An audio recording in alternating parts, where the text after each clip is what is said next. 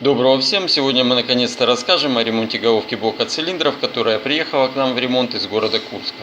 Кто следит за нашими публикациями, тот знает о проблеме, с которой к нам приехала ГБЦ Т5 2,5 литра. А приехала головка с трещиной от колодца форсунки в сторону гидрокомпенсаторов. Трещина прошла по масляному каналу, по которому и поступает масло в компенсатор. И, естественно, стало масло перемешиваться с топливом, и появились понятные проблемы. Машина стала в ремонт в родном городе, а решать проблему с ГБЦ клиент отправил к нам. Собственно, сегодня мы и будем устранять эту проблему.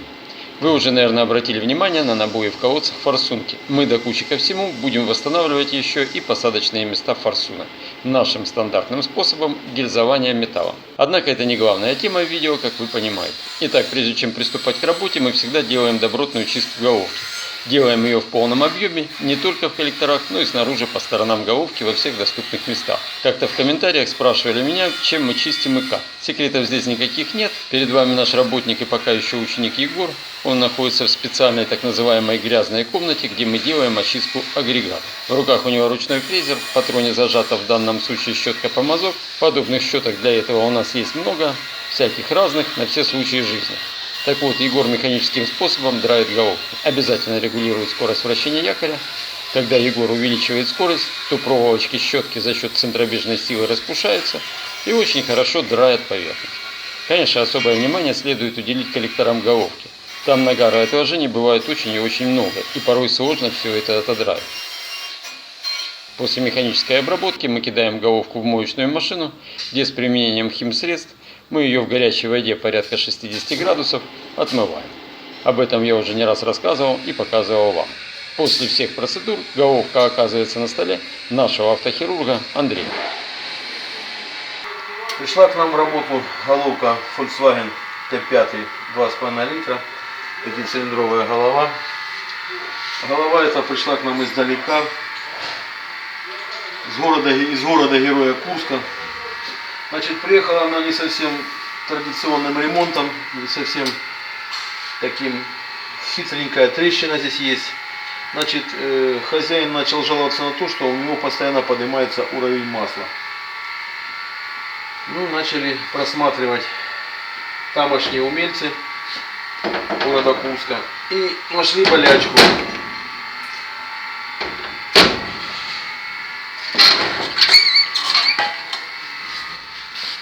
На третьем цилиндре треснула шахта, в которой установлена форсунка. Вот как раз хорошо видно трещинку. И эта трещина попала на масляный канал, который находится вот здесь. Это масляный канал, который подает масло, подводит гидрокомпенсаторы. Вот отверстие. Вот эти вот. Значит, вот в этой зоне у нас солярка, а вот в этой зоне у нас, там у нас масочка. Соответственно, давление солярки немножечко выше, чем давление масла. И соляра стекает, соляра попадает сюда, разводит, разжижает нам масло и сливается в поддон. Вот с такой болячкой прибыла к нам эта машина. Вернее, головка от этого автомобиля. Ну, значит, начнем мы ее восстанавливать. Ну, сейчас ее будем разрезать.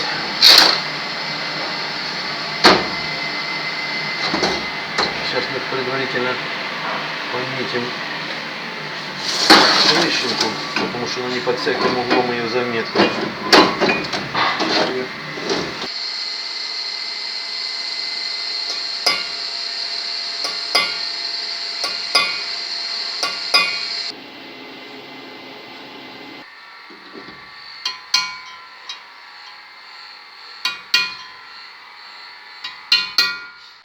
И теперь можно ставить на станок и фрезой выбирать, вырезать трещины.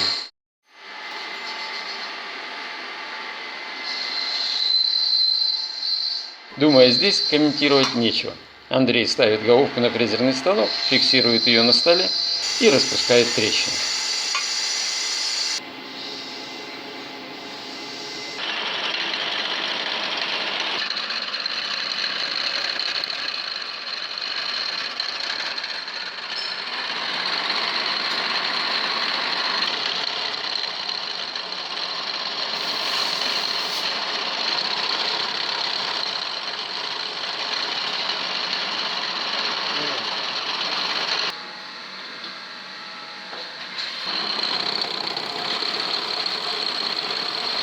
Андрей вскрыл полностью трещину. Удаляя ее, вышел в маслоподающий канал.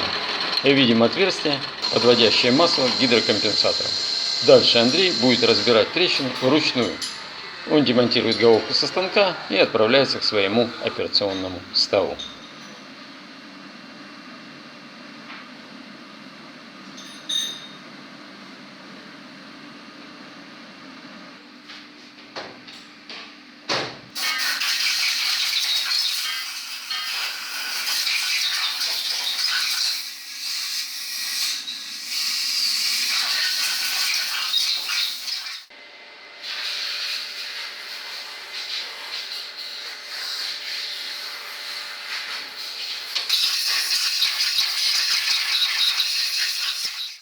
Ну, берем в руки инструмент, без которого не обходится ни один ремонт в нашей жизни, особенно у автомеханика. В этом зубильце.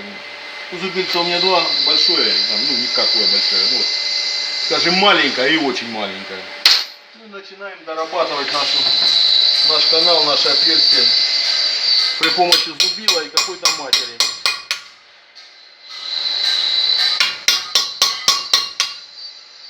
Для чего я это делаю? Это для того, чтобы я мог просунуть туда сопла горелки.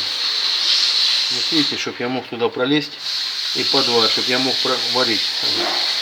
Влезу я туда или не влезу, для того, чтобы не сделать провар корня швабли. Если высунуть больше электрод, будет захлебываться газом дуга. Надо, чтобы свободное место было. Ну вот, в принципе, надо еще чуть-чуть борчиком сейчас подработать. И будет все very well.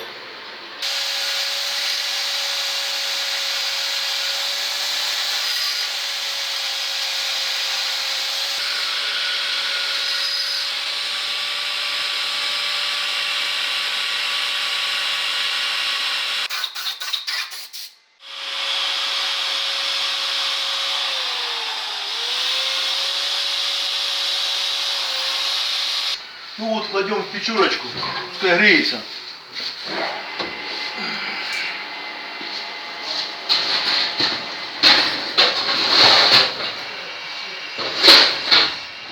Как только подогреется, будем варить. Сейчас наведем порядочек на столе и будем ждать, когда нагреется головка.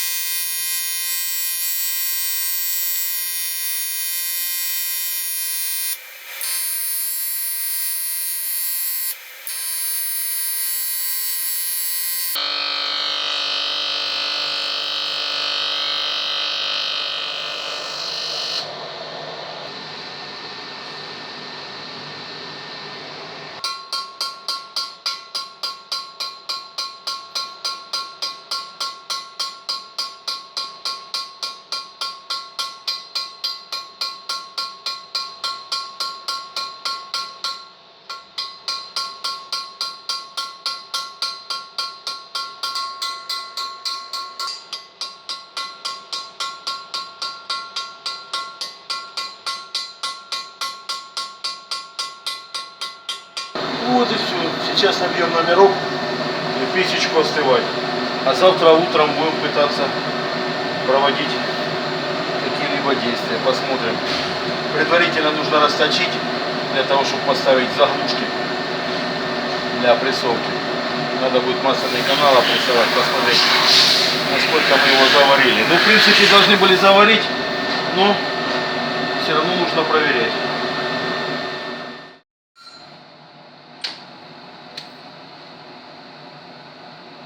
Следующим этапом в ремонте у меня будет восстановление канала подачи масла. То есть нужно просверлить заваренное отверстие. Однако такой длины сверла, конечно же, нет, поэтому мы сделаем его сами. К обычному сверлу просто-напросто приварим пруток, и будет у нас счастье.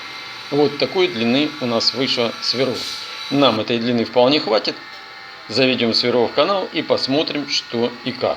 Сверлить можно и не затыкая отверстия, стружка явно высыпется в большущие каналы подачи масла. Заткну лишь ближнее к концу отверстие, чтобы стружка не осталась в торце канала. Оттуда ее будет явно трудно выйти. Дрель, патрон, сверло, масло и приступаю к сверлению.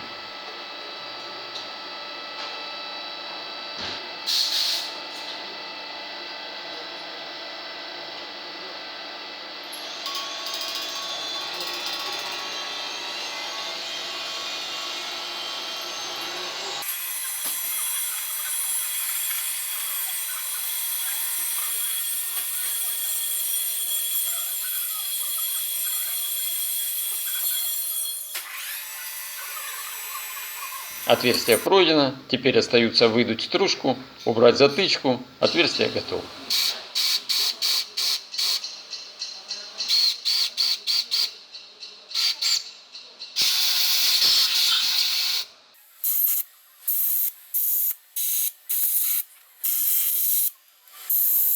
Однако, чтобы проконтролировать процесс заварки, нужно опрессовать топливные каналы подачу и обратно. Однако это сделать невозможно, пока не восстановишь посадочное место форсунки, чтобы в это место поставить имитатор форсунки и опрессовать канал. Поэтому следующий этап в работе – это восстановление посадочных мест заваренной форсунки и гильзование остальных раздолбанных мест. Эту операцию производит расточник координатно-расточного станка Виталий. Он крепит головку на станке, выставляет ее по уровню, снимает координаты, ставит резец и выставляет его. Сперва Виталий удаляет, срезает излишки сварки в колодце форсунки.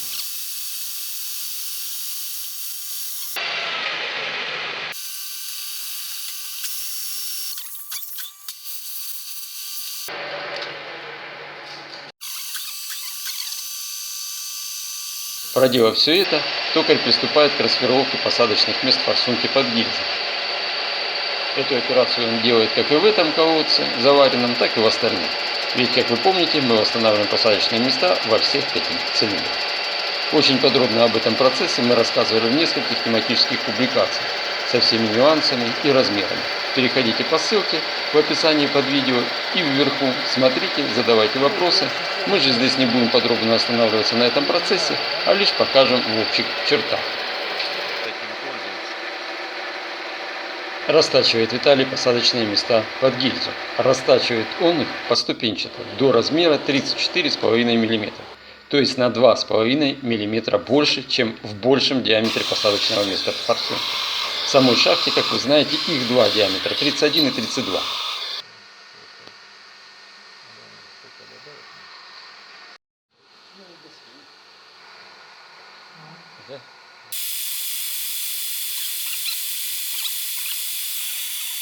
Делает проточку примерно до 34 мм,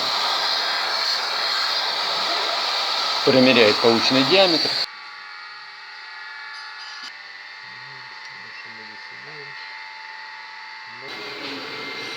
и напоследок делает чистовой проход требуемым размером, чтобы стало 34,5.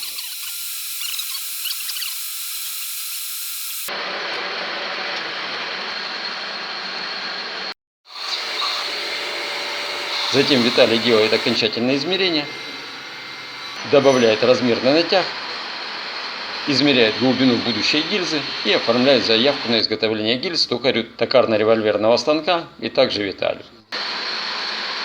Теперь координатчик равняет плоскость головки, удаляет заваренные излишки. Сперва он делает это по плоскости шахт форсунок. Для этого выставляет требуемый угол на синусной плите, снимает в ноль остатки сварки. Затем подправляет плоскость со стороны гидрокомпенсатора. Следа от сварки практически не осталось, и когда металл потемнеет, окислится, вообще заметить неопытному глазу будет практически невозможно. Этот этап пройден, но, еще одно но, чем чревата выполненная работа. а тем, что по итогу сварки постель, конечно же, не поведет, там металла много, а вот посадочные места компенсаторов потянет уж точно. Их нужно будет поправить. Пробуем поставить компенсатор на свое место. Как видим, нам это вовсе не удается. Ни в одном месте, ни в другом. Проведем измерения и посмотрим, насколько изменился размер. Возьмем нутромером размер по соседнему посадочному месту в стороне от сварки и посмотрим по варенным местам. Размер гуляет от минус 1,03 до плюс 0,04. И понятное дело, размер отличается и по глубине вверху и внизу шахты. Сейчас Виталий будет исправлять поведенные места, и мы это четко увидим. Вновь Виталий выставляет головку по плоскости компенсаторов, выставляет резец и пробует делать касание.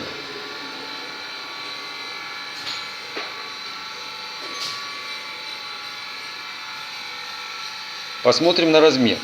Здесь отверстие вышло заужено. Если в соседнем отверстии зазор компенсатор-посадочное место составляет 2 сотки, то в нашем месте, где мы коснулись, полсотки. Зазор обычно в компенсаторах должен составлять от сотки до 2. Поэтому Виталий и добавляет полсотки, сотку и проходит резцом.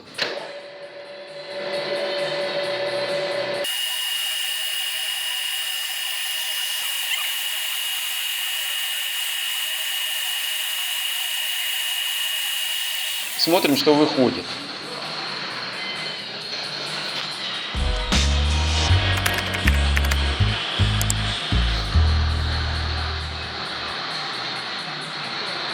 Виталий делает замер на другом месте, где также повлияла сварка. И также проходит резцом.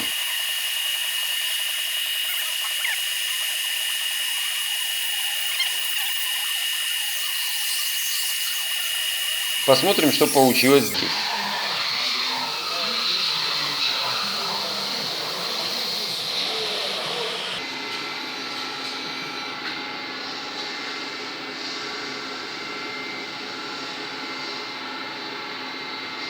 Сравниваем размеры вновь по соседнему цилиндру. В тех компенсаторах 2 сотки, а на нашем проточном месте получилась сотка. 1,5 сотки вышел размер в темном месте, где не коснулся резец.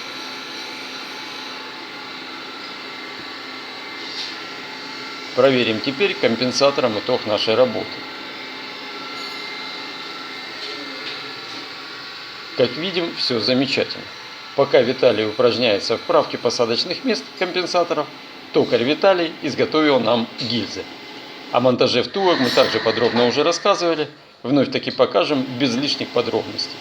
Виталий немного подогревает места гильзовки и затем садит втулки по своим местам.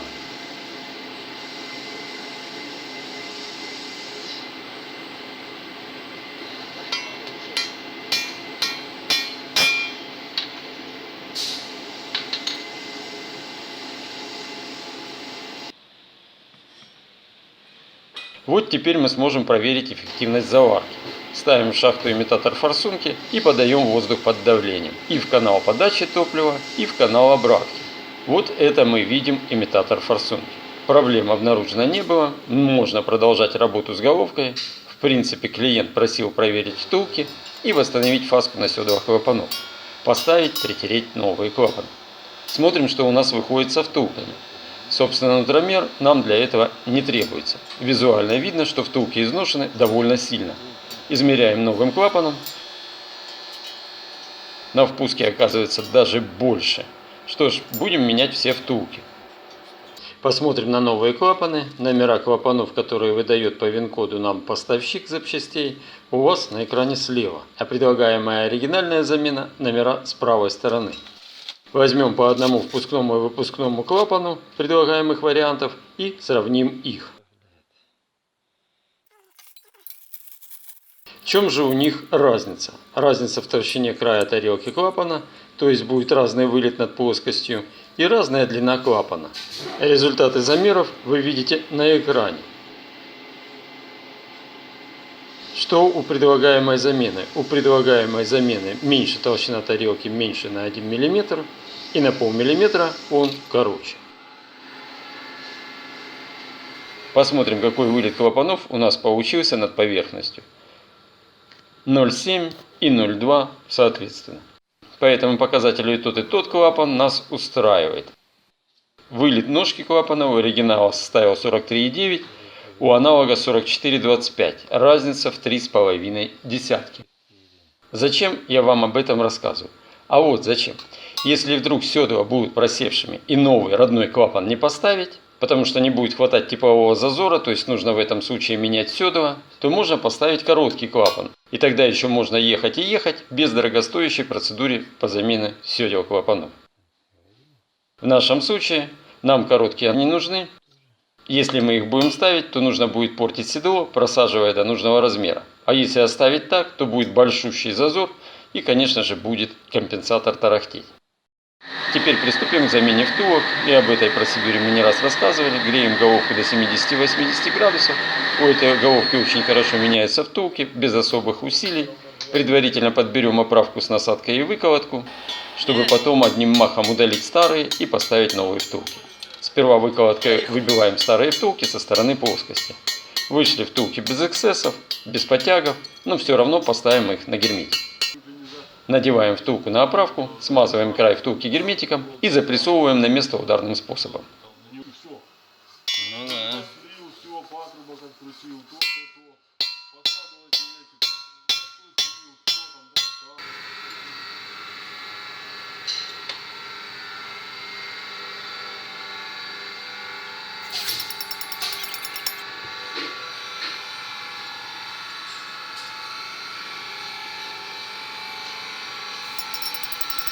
Даем головке остыть и обязательно калибруем отверстия развертками.